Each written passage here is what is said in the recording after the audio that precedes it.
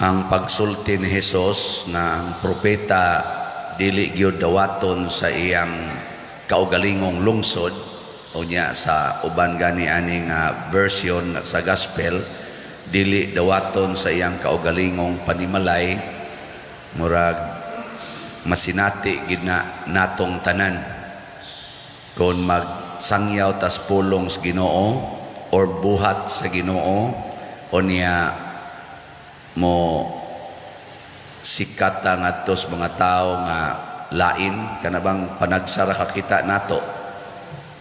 Siguro gyud nga dunay dakong kalainan ang pagtratar nato sa atong mga kanang kuyog sa balay, plus nako kuyog din is parokya. Kay bisan asa kong parokyahan mo adto kanang layo, pinikturay dayon inig humagmisa. Usahay pa mura pag mo aksyon stampede mo ng kung ano na lang, tawag na lang pulis haron mapalayo sa crowd kay ilog yung pa-picture. Pero dinhis atong parokya na di naman gani managad dito, di na managad kanang mura lagwa ana na ako'y duha ka na pamalandungan ani kay naaman sa membros atong panimalay nga maunongon kayo na sa mga tao dinhi nga maunongon sad kayo maogy mo silbi dili man kadtong nagpa-picture maoy makahibaw sa atong problema, di ba? Ang naamas duol katong gapa-picture sige ra man tog picture human ato wa naman, pero ang naas duol nato naa say mga tao nga muunong kana bang makig damayay gud ba kung unsay mahitabo, dili sad katong gapa-picture dili sad katong gasigi og kunuhay gukod-gukod kay mga wa raman to sila. Pero ang pinaka-importante dinhi para nako, para sa usa ka magsasangyaw sama ni Kristo nga dili unta ta mag-agad nga daygon tag maayo, dawaton ta aron madasig sa pagsangyaw or madasig sa pagbuhat og maayo. Pras ninyo ba mga ginikanan pananglitan, kanang inyong mga anak di man ginamuday kay ninyo, tagsara kayong anak muday sa ginikanan. Kusog na sila muday og mga artista, mga kanang mga celebrities, pero ninyo sana muday magdaig-daig lang na kung doon na na'y pangayoon. Hibaw na kadaan kung magsige na ginagdaig-daig nimo, magsige gwapa lagi ka ma, gwapo lagi ka pa. Ana, doon na na'y gasunod. Gay tabi. Tabi, ana. Amo na'y sagad. Pero ayaw na himo ang rason, mga ginikanan, na inyong silutan ang inyong anak tungod kay mas daig nila ang laing tao kay kaninyo. Padayon pagbuhat og maayo ngadto sa inyong mga anak. Ako nasugod ko ka breadwinner sa among pamilya pagka-paralyzed ni Papa. Mga September ba to? Sa to basta tunga-tunga sa 1989 pagka-stroke ni Papa. Hangtod karon ako gyud mo ay breadwinner sa among pamilya. Hangtod diha nako sa seminaryo, dili tingali financial, ana gyung mga decision making, ana nasakit si mama, nasakit akong manghod, na ospital dagko kay mga bayronon akong maguwang, nasakit, ari gyud hanok nako tanan. Ana. Pero naa sa diha sa akong pamilya ang kanang bugnaw kaayo. Ang akong paminawa murag bugnaw kay sila, dili init ang ilang pagdawat sa akong pagkamagsasangyaw. Bahala na mong mga suko mo diyang pamilyahan. Kay di man jud ko kadungog sa akong mga sakop sa pamilya or mga akong banay. Nga nabang among mga kabanayan ba nga suod gyud nako. Mga ubod, mga tabornal nga muhangyo nako nga counseling or magpa-recollection. Pero sila ipaspas kay muhangyo sa mga bayrono nila. Murag ang akong kolekta murag mahurot-hurot ko dito dayog suporta kusog kay mangayog para sa ilang kaayuhan, kwarta uban pa diha. Pero mangayo nga pader tambagi ko ani maayo baning magpuyo-puyo mi, maayo baning magsugal mi, maayo baning maghubog-hubog mi, maayo baning nga nagbuwag na mi. Wa. Pero ang kusog kay dinhi nga kanang schedule murag hapit dili mahurot. Kanang mga laing tao nga wa pa gani ko kaila maghilak pangdaan padir tabangi tao ko padir ana na siya apara gud ninyo kusog kay mo dinhing musimbang nagsige day mo hangyo padir magpa-counseling ko wow ningora mo na ora gyapon anad naman tagpaminaw na niya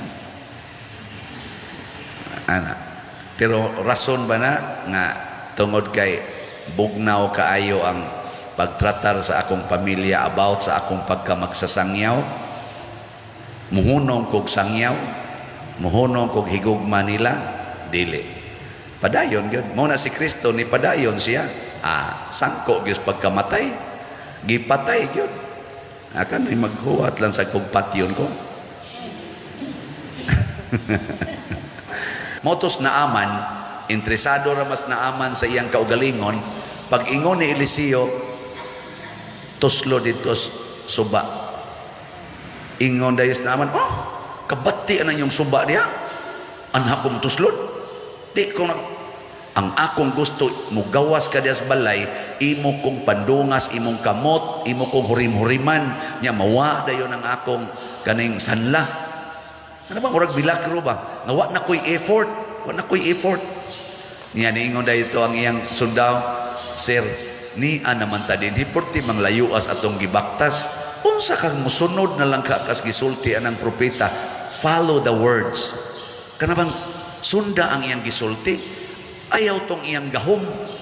Ana? Ni sunod sinaaman, murag napugos ba? Sige titong sinaaman, pisti biyani, animal biyani. Ana, sige tingin sa sigana, reluctantly, nituslod siya kapito. Iyang gisunod gipugos niya iyang kaugalingon nga mosunod dili mangayo lang mosunod ug sa resulta naayo siya kay nisunod man so ang Ginoo nato in relasyon nato ang importante mosunod ta dili lang kay mangayo ang pagsunod mo na ingos Kristo daghan man din ning sanlahon way naayo kay nga man sige ra magpangayo wa man mosunod. Daghan mang mga biyudang galisod og kaon panahon ni propeta sa to Elias pero way naayo way giadto ni Elias nga naman igo ra mang mangayo di man mosunod una sa akong naobserbahan sa akong mga kabanay kanang magsigilag pangayo nako nag-anam gyud kaot-ot ang kinabuhi nasudlag mga bisyo, nasudlan wa nagilami ba? Wa sila gikahatag nga maayos katilingban. Pero sa akong mga igagaw, sa akong membros pamilya, akong mga igsuon, mga pag-umangkon nga dili lang mangayo, mualagad nako, maminaw nako, isip pari ba? Ninindot sa dangilang kinabuhi. Muna maluoy ko sa akong mga suod sa pamilya or suod sa akong banay nga magsigil ag pangayo nya nag-anam na noog kaot-ot ang kinabuhi. Kita kung magsigilan tagpangayo os Ginoo, maot-ot atong kinabuhi. Si Kristo wa ma-terrorize. Giingnan siya hunong diag tabi. Kaya di ka mohunong patyon ka namo. Sige, inog tabo si Kristo, patay noon. So ang dami na lang ko ninyo daag lungon siguro.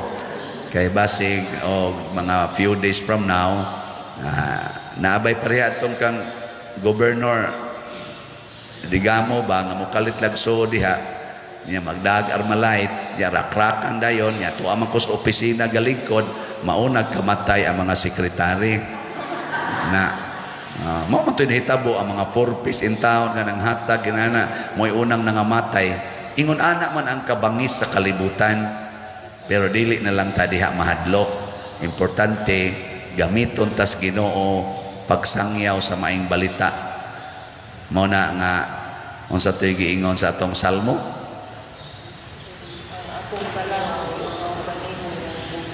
ang akong kalag giuhaw sa buhi nga Dios. Kanus ako makaatubang kadimo. Sige, saari ko ninyong patyon, dugay na ra ba kong giuhaw sa buhi nga Dios. Adto day ko sa langit, kadindot ana, di ba? Kamu din mabili mo, kamu itiwas anang kubidto. Kamu sa mga online parishioners, mamatay gani ko ugma, kay naay mo pusil na ko dire, palihog lang hangyo na ko para malangit mo, hutda gid taog palit ang remaining slots. Ngaigsoon, dinhis kalibutan sa tinud-anay, kining katagilungsod, pasabot ani ni Kristo ang taga-kalibutan. Ang taga-kalibutan, dili mudawat sa Ginoo. Nianhi ang Ginoo sa kalibutan, sa iyang katawhan, apan gipatay siya sa iyang kaugalingong katawhan, dinhis kalibutan. Muna, kanang nahigugmas kalibutan, nahigugmaan ang kwarta, kaning mga bisyo, kaning mga bahandi, gahom aning kalibutana, mupatay gina sila. Nya kita nga nangandoy sa kaluwasan sa kalag o sa pagsud sa langit, di kita mahadlok patyon aning kalibutana, kay agianan ramani, dili maninato lungsod, kung dili agianan, padong sa atong lungsod nga mao ang bag-ong langit o bag-ong yuta. Nguna ay kun ninyo hadlok-hadloka anang patyon tika, okay ra gyud anytime.